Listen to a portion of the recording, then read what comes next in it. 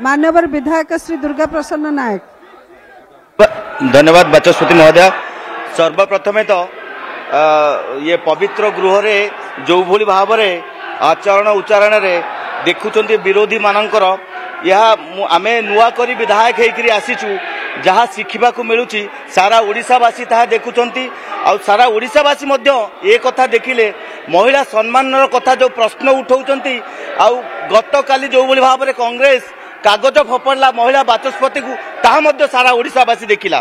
मु आज माननीय मंत्री पाखरु मु उत्तर चाहिबा चाहूची जे विगत 5 वर्ष मध्य केन्द्रापड़ा जिला को शिल्प विहीन केन्द्रापड़ा जिला को सीएसआर माध्यम रे केते अनुदान जाई अछि टिके तथ्य टिके दबा सहित जदि आ विषय कौनसी अनियमितता थाए तापरे दृढ़ कार्यानुष्ठान नबा पई पदक्षेप नेबे कि